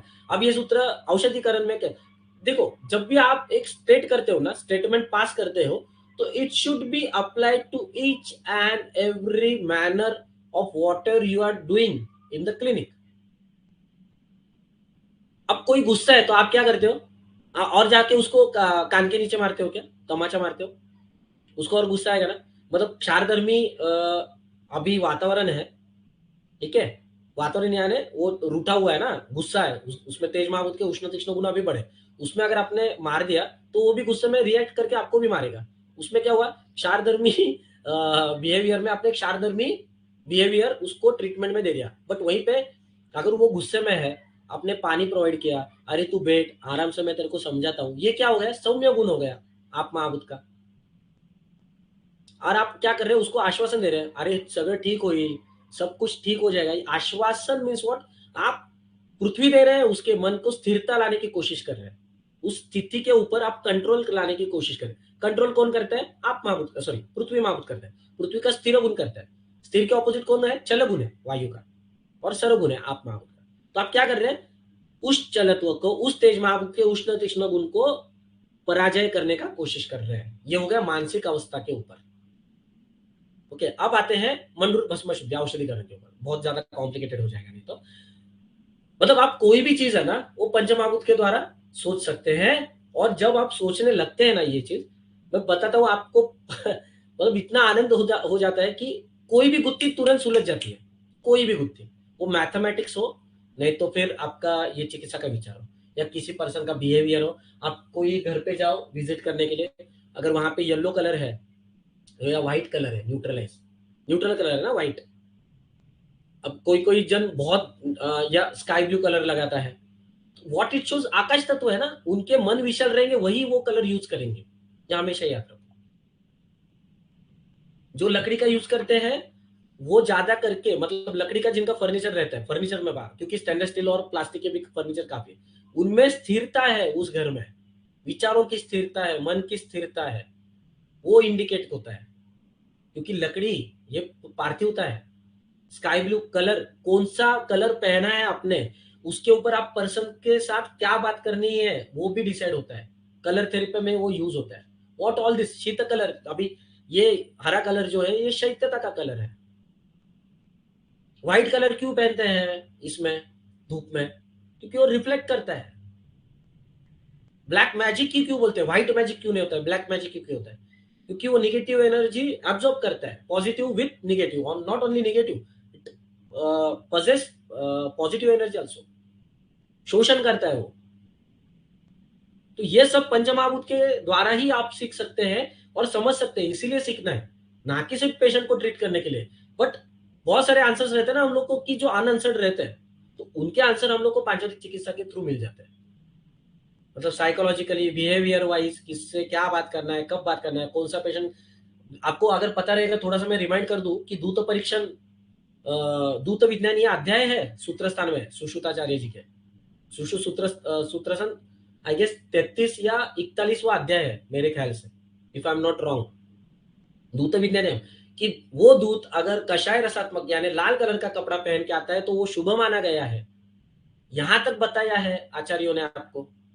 ये सब कलर भी इसके ही थ्रू ही आइडेंटिफाई करते हैं ना। आकाश का कलर नीला ही क्यों होता है, वो सोचो ना, नीला कलर यानी आकाश तत्व, अगर आपको पता चल गया तो आप उस व्यक्ति के साथ जिसको आकाश यानी स्काई ब्लू कलर पसंद है, तो उसके थॉट्स बहुत बड़े रहते हैं, मतलब विशाल मन रहता है, विशाल हृदय रहता है, सबको समाने की इच्छा रहती है उसको। कुछ कुछ पेशेंट को ये सी ब्लू कलर अच्छा लगता है, नेवी ब्लू, तो नेवी ब्लू क्यों बोलते हैं, तो वो मतलब भले वो लोग स्ट्रिक्ट है, बट मतलब नेवी ब्लू जिसको कलर अच्छा लगता है वो इमोशनल रहेगा, क्योंकि जल तत्व है, तुरंत पानी आ जाएगा, कोई किसी ने बोला तो उसकी इंद्रियां कोमल रहेगी, सुनने की कैपेसिटी, मतलब एकदम ये रो पड़ेगा वो अगर डांटा तो। रहते हैं ना आजू बाजू में आपके लोग, वो सब आम्लधर्मी प्रकृति के रहते हैं। ये भी अभ्यास नहीं विषय कि कौन से प्रकृति को कौन सा कलर अच्छा लगता है। ओके, तो मंडूर की शुद्धि के बारे में बोल रहा था। तो मंडूर में क्या बोलते हैं कि मंडूर ये तो खनिज है, ठीक है, उसमें भंगुरता लानी है और हम लोग को शोधन करना है और शरीर को सेवन योग्य बनाना है। और मंडूर की अपेक्षा क्या है कि शरीर में जाकर रक्त को स्थिरता देना है। ओके, और रक्त का रसायन बताया मंडूर। तो क्या करते हैं कि गोमूत्र ये क्षारधर्मी है, क्योंकि गोमूत्र स्क्रैपिंग करता है और क्षार होते ही है मूत्र में। और उसके साथ क्या रहता है, त्रिफला। त्रिफला ये क्या है, अम्ल रसात्मक है और अम्लधर्मी द्रव्यों से बना हुआ है त्रिफला का। तो क्षारधर्मी द्रव्य गोमूत्र और अम्लधर्मी द्रव्य त्रिफला जब एक साथ आ जाते हैं तो क्षारोही आती माधुर्यम शीघ्रम अम्लोप संहिता। तो ये दोनों जब एक साथ आते हैं तब मंडूर की शुद्धि हम उस माधुर्य में करते हैं, ना कि गोमूत्र और त्रिफला में। ये पहले ध्यान में रखो। ऐसे माधुर्य संयोगित मंडूर भस्म जब हम लोग पेशेंट को देते हैं तब वो रक्त में तुरंत स्थिरता लाने की कोशिश करता है, ना कि कोशिश करता है, तुरंत लाता है। ये ध्यान में रखो, क्योंकि रक्त का भी पांचभौतिक संगठन बताया है चरकाचार्य जी ने, रागता, स्पंदता, लघुता, ये बताया कि नहीं, द्रवता, है ना। तो और एक औषधिकरण के बारे में, जब भी आप मेडिसिन बनाते हो तो 6 महीने का वेटिंग पीरियड बताया है, उसके बाद ही पेशेंट में यूज करना है। ऐसा नहीं कि लघु सूचक आज बना दिया, सूख गया, 3 भावना हो गई और फिर तुरंत पेशेंट को यूज किया, ऐसा नहीं करना है। 6 महीने के बाद क्यों करना है, क्योंकि उसके अंदर का जो पांचभौतिक संगठन है उन द्रव्यों का वो एक साथ अच्छे से मिक्स हो जाएगा और फिर उसकी वजह से और अच्छे से स्थिरता जब आती है उस मेडिसिन को, तब वो अच्छे से काम करने लगता है। और बाद में शंख शुद्धि, मतलब ये जो सागर सागर संपत्ति वाले जो है, मतलब विद्रुम, प्रवाल, शंख, कपर्दिक, मौक्तिक, ये सब जो द्रव्य है, उसमें से 3, 7, 21 भावना नहीं देनी है। आपा जी ने स्ट्रिक्टली मना किया है वहां पे, एक ही भावना देनी है, अम्ल रस की। क्यों? क्योंकि अगर हम लोग शंख को पहले ही इतना भंगुर कर देंगे, तो क्या ही स्थिरता देगा वो अंदर जाने के बाद? वो भस्म में क्या रहेगा? कुछ नहीं रहेगा। इसीलिए उसका पार्थिवत्व भी ज्यादा ये नहीं करना, इसके लिए आपा जी सिर्फ हमेशा एक ही भावना देते थे। ओके, तो ये औषधिकरण के बारे में है। और अपकमिंग जो इवेंट्स है, जैसे मैंने कहा कि पांचभौतिक वेदा, ये IIAS, मतलब डॉक्टर ललित सर और डॉक्टर मंजूषा मैडम रस शिवम के साथ, मतलब हम लोग के साथ कोलेबरेट करके 1 महीने का लेक्चर सीरीज अरेंज करने वाले हैं। उसमें बेसिक कंसेप्ट जो जो मैंने अभी पॉइंट बताया वो इलाबरेट, मतलब 2-2 घंटे का लेक्चर रहेगा, ऑलमोस्ट 1 1.5 से 2 घंटे का। बोलते हैं तो हम लोग 1 ही घंटे का लेते हैं, बोलते हैं, बट नहीं तो लोग बैठेंगे भी नहीं, हर बार 2 घंटे का रहेगा। तो उसमें 1.5 से 2 घंटे का एक्सटेंसिव लर्निंग का ये रहता है, 1 महीने का लेक्चर से। लास्ट इसमें भी हुआ था, और लास्ट बैच के कुछ जो वैद्य हैं, जो लास्ट बैच में थे और उन्होंने पांचोतिक चिकित्सा अप्लाई की, और उनको मिराक्युलस रिजल्ट्स मिले, मेरे से भी बहुत अच्छा एक्चुअली। तो वो केस प्रेजेंट करने वाले हैं आने वाले रविवार को, तो उनके केस प्रेजेंटेशन में भी जरूर शामिल हो जाना है आपको। बाद में हम लोग पांचोतिक ग्रंथ वाचन करते हैं every Thursday. Okay, you can contact me for that. We are going to conduct orthopedic manual therapy in Pune, Saswat. Okay, और 3 और 6 मंथ्स का स्पाइन स्पेशलिटी कोर्स जल्दी लॉन्च करने वाला है। तो ये हमारे अपकमिंग इवेंट्स है। And thank you for listening me patiently. मेरा कॉन्टैक्ट नंबर स्क्रीन के ऊपर है। और यूट्यूब का चैनल, अगर आपको और ज़्यादा सीखना है तो आप लेक्चर सीरीज ज़रूर ये कीजिए। बट जब हम लोग इंटरेक्टिव सेशन जब रहता है ना, तब उसका रिजल्ट बहुत अलग रहता है, ये हमेशा याद रखो। तो यूट्यूब चैनल का नाम है रस शिवम पांचभौतिक चिकित्सा। You can go through that also. Okay, so that's it from my side.